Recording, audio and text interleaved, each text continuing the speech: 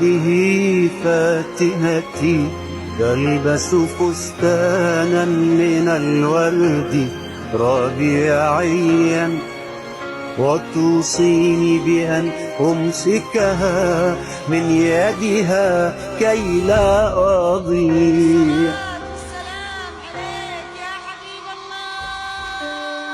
صلوا بسم الله عليها، صلوا على النبي الحاضرين. صلوا بسم الله عليها، صلوا على النبي الحاضرين.